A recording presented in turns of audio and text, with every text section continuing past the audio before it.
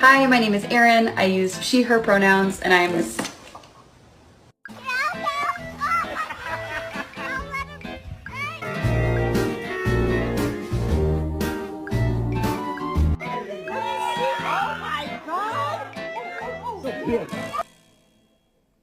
Har du lov til å være med ut og gå tur med Indus nå?